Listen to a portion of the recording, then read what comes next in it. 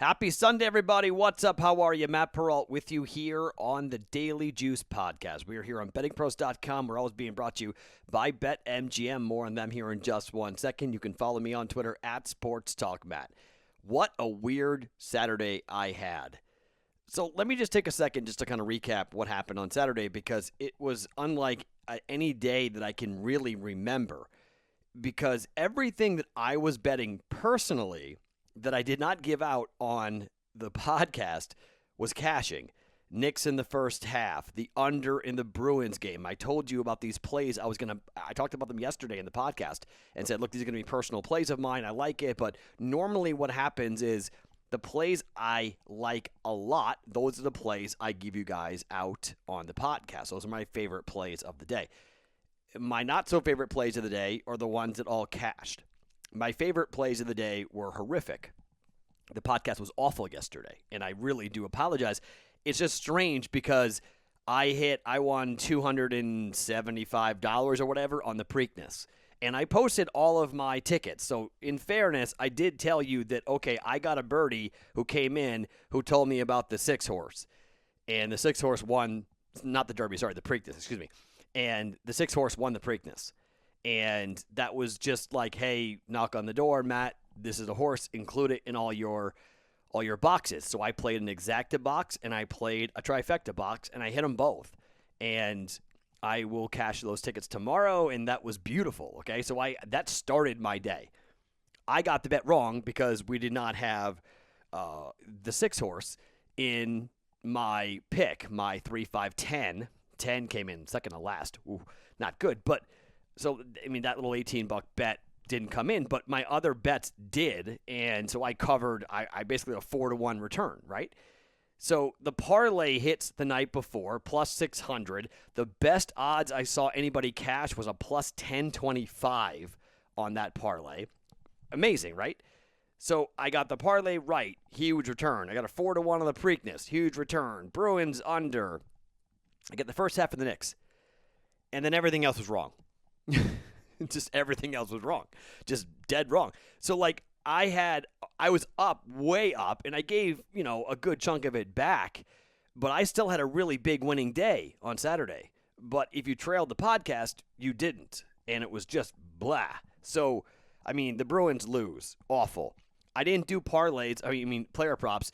I just did the first 5 for the White Sox up against a lefty, and they nearly got no hit in the first 5. They lose 4-1 in the first 5 to the Royals, so that half-unit bet doesn't cash. We did not get the Gina Mazzani win, even though the other side did come in. Doesn't matter. The first leg doesn't cash for us. That stunk. I added a quarter unit for Charles Oliveira to win. More on him in a second. I had the Heat to win over the Bucks. Didn't happen. I had the Nets to win in their game, and they did. So I got 2 out of the 3 right, which goes back to my thing of why am I betting parlays? I have no idea. It was a quarter unit. It was just like kind of hanging out there. So I was like, okay, I was getting plus 215 odds at it. It was just like, let's just throw it out there. See if I can, I was hot from the parlay the night before, and I should have known better, because that's what happens. When you're hot and you're getting kind of some long shots, your luck doesn't continue. You don't keep on hitting bets like that. Should have known better. I didn't, but I apologize. So that didn't come through. So the picks I added, the 0.75 units I added on the Discord channel, bettingpros.com/chat to get in, those don't hit. I didn't hit that. And then I didn't hit the Bruins, and we didn't hit the White Sox. We did get the under right in the Charles Oliveira fight against Michael Chandler. I had Chandler to win on one of those parlays, but so that cashed. It would have, but it didn't come through because of the other legs. And then I had Charles by submission at a quarter unit. That did not hit either. So I get one bet right on the podcast yesterday. Yikes. But it was the right one to get right because Charles Oliveira tuned up Michael Chandler in the way that I talked about on the Discord channel and what I talked about here on the podcast. There are levels to this stuff. You got to learn how to finish a guy. And that was Michael Chandler thinking he was all big boy walking in. I'm from Bellator. Look at me. I ended the first round pounding Charles Oliveira, but he didn't finish him. Maybe in Bellator that's a win, but in the UFC that's not a win. You got to actually win the title. You're not given the title. And Charles Oliveira went back to his corner, got his wits about him, and then knocked the guy the bleep out like he was supposed to do, which was beautiful. So I won a bunch of money outside of the podcast. I lost a bunch of money inside the podcast, but I am happy as anything right now that Charles Oliveira did that to Michael Chandler. I don't like WWE crap. I never have. I don't like, I mean, Colby Covington is the worst, but Michael Chandler was second right behind him. And I am very happy to see Colby Covington when he got his jaw broken by Usman. I was there to watch it. That was beautiful to watch him get his jaw broken. And then it was nice to see a knockout and Michael Chandler get KO'd there because we don't have to hear about this anymore. The UFC, there's always one thing to keep in mind. When the UFC really wants a guy to be big or wants a female to be big, chances are they're getting rushed. And they're trying to maximize opportunities because they know the guy or the girl might not be as good, but let's make some money quickly on them. So everyone's on Michael Chandler. The public was I can't tell you how many people said they were on Michael Chandler. Even sharp people that I respect said they were on Michael Chandler. It was like an ongoing thing. Michael Chandler, Michael Chandler, Michael Chandler. And I'm like, guys, don't you watch mixed martial arts? Like, don't you pay attention to who Charles Oliveira is and who that guy has fought? And who he came through? Now, granted, at the end of the first round, sure, Michael Chandler looked like he was dominating. He was dominating because he was at the last 2 minutes. He was dominating. But you got to finish the fight, man. It's a fight. Just because you're winning doesn't mean you've won. And then look what happened. Bang, bang, bang. You know? Right, cross, hook, goodbye. To the ground, hit, and good night. Good over. I mean, it's over. Huge win for Oliveira. I mean, just huge win for Oliveira. He's such an impressive fighter, and what a win. So, whatever. I mean, I'm just calling yesterday a wash and a win for me because Charles Oliveira got a chance to quiet everybody down about Michael Chandler, and at 35 years of age, what's really left, right? What's really left? Not much. Not much. I'm not sure how much more of Michael Chandler we're going to see in the UFC, and frankly, I'm not really interested in seeing any more of Michael Chandler in the UFC. All right, this podcast is being brought to you by BetMGM. You guys know about this offer. If you use the promo code JUICE100 when you sign up, it's a $20 bet, right? You bet $20, you win $100 on any event. It doesn't matter if it wins or loses. $20, you apply that $20 bet. When you sign up, get your first bet in, $20, it's $100 guaranteed in free wagers coming back regardless of what you do, what you play. So why not find a bet that might be a long shot? You know you're going to win $100 in free bets anyway. So go grab on maybe a parlay. Maybe that's how you use the plus 600 parlay next time. Whatever you're going to use to this bet for, you know you got $100 coming back. It's at least a 5-to-1 return on investment for you on this with free wagers coming back to you using that promo code JUICE100 with BetMGM. It's available in New Jersey, Colorado, Indiana, West Virginia, Tennessee, Pennsylvania, Michigan, Virginia, and Iowa with the promo code JUICE100 for BetMGM. Thank you for using them when you have options because they are our title sponsor, and that's how you say thank you for things like, well, the Don't Bet parlays that hit for some of you at plus 1025 on Friday. Okay, so quick reminder, today at 7 o'clock Eastern, 4 o'clock Pacific time, we will be in the Discord channel. We will have a conversation about what your bet is going to be on Monday. You guys are going to nominate, you guys are going to debate, and I'm going to pick the three bets that I like the best. We can hang out. We can talk about what happened at UFC 262. We can talk about, my horrific golf betting. Whatever you want to talk about, whatever conversations you want to have. 7 o'clock, we'll go for 30, 40, 45 minutes or so. Get your picks ready. Have some data. Have some reasoning as to why you're recommending it, because if you make a strong enough case, I'll pick it. And we are, did we cash that last week? I think we did not, right? No, we didn't. We're 4-4. I think we're 4-4 all time on the Discord. 0-1 since we started the live nomination process for the Daily Juice Discord bet, but it's a Sunday night, 7 o'clock Eastern time on the Discord channel, bettingpros.com/chat to get into it, or the link on YouTube, if you're watching this, is right below this feed, a little link that takes you right to the Discord channel for us, okay? I got one bet in the NHL. I've got two bets in the NBA. And I've got one bet coming at you, or two bets coming at you in the player props a little bit later on for the day. So let's start with the Islanders and the Penguins, okay? This is, you might go, Matt, you're going to bet the Vegas Golden Knights, right? Actually, I'm not going to bet the Vegas Golden Knights. I'm going to watch the game. We already have the future bet on Vegas to win the Cup. This series against the Wild scares the living daylights out of me. I don't know what to make of this. The Wild have played really well. They're 5-3 against Vegas. They've won games. They're 2-2 in Vegas, and you're going to have more crowds there. But this Wild team, I just don't have a feel for it at the moment as to, I'm going to watch game one. And my initial thought is to bet the over 5.5. That's my first. If you wanted to have something on this game, I'd bet the over. But I think I'm going to be on the sidelines just watching this game and seeing how this series is going to go, because this is a really hard matchup. I think this is a harder matchup than Colorado could be for the Vegas Golden Knights, to be quite honest. So the game I'm going to bet today, I'm going to bet the Pittsburgh Penguins on the money line at -126 is where I got it here in Vegas against the Islanders. If you take a look at how this series went between these two teams, this is a little bit of a mismatch. And I like the Islanders. I've been a fan of them, but I think this is a really bad matchup. And this is a 9 a.m. Pacific time start. If you're on the East Coast, or on the West Coast, this is a 9 a.m. Pacific time start, noon Eastern. Early game here, okay? So just heads up on that. But if you go back to the regular season, 6-2, the Penguins won games 2-1 and 6-3 the last two times these two teams played. The Islanders won a 2-0 back on the 28th of February, but then before that, 4-3, 3-2, 4-1, 4-3. Penguins dominated this. And I think, Varlamov had a really good year with a 2.04 ERA, but I think if you dig a little bit deeper into what his record really was, the Penguins really owned this team, and they owned both goaltenders in terms of how they were in the postseason.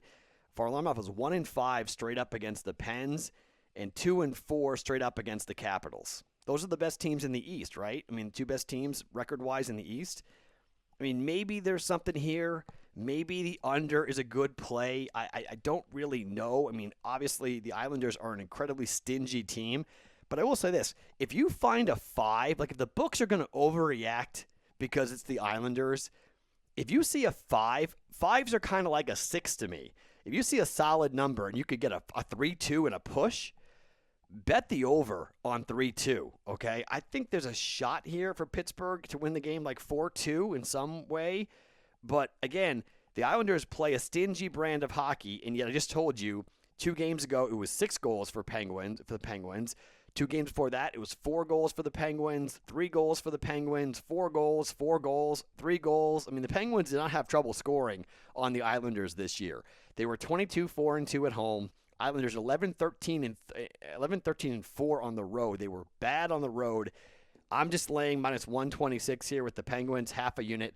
We're taking the Penguins to take game 1 of this series here. And I mean, I don't hate if you want to go ahead and bet on a series price for the Penguins to win this series. I don't hate that. It's a little expensive. The last time I checked, let me see. The line is it's only -146 for the Penguins to win this series. I don't mind that bet. I'm probably not going to bet it because I know the Islanders are a tricky team when it comes to hot goaltenders, so I probably won't bet that. But I'm definitely eyeballing Colorado and St. Louis. That'll be a play probably for tomorrow. But I'm going to kind of game theory it a little bit. And I'm going to bet Colorado and St. Louis. I'm going to bet Colorado to sweep St. Louis 4-0. You can get plus 400 odds on that. We'll talk about more of that tomorrow as to why I'm doing that. But just an eyeball for I will have at least one series bet going for the NHL in the first round. I may have more. But I think Washington and Boston. I mean, Boston's plus 136 to win the series. After being down 1-0. Game goes to overtime and they lose to Washington. Now Washington's got their backup goaltender. All right. I don't know. I'm kind of thinking about that. I haven't come around fully on that, but that might be some good plus money to hop on the Bruins to win this series. But One hockey play, we're going Pittsburgh on the money line, minus 126. Again, if you find a 5, and I'm going to be shopping, I couldn't find one tonight. If you find a 5, bet over.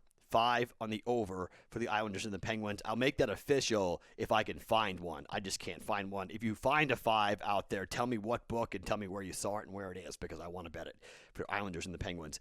5 over 5 for Islanders and the Penguins coming up here today. But we're going Penguins officially money line minus 126. Okay? I'm not going to go heavily into this bet, but this bet has been cashing consistently for me, and it came in yesterday again. I know the Knicks are on a back-to-back here, but the Knicks are against Boston. This is a big game for New York. It's a big game. I mean, all of these games in the NBA are absolutely huge in terms of standing, in terms of where these teams are going to go, who is going to be the 4 seed, who is going to be the 5 seed. Right now, the Knicks are the 4. Atlanta is the 5. The Heat are the 6. New York and Atlanta are both are tied at 40 and 31.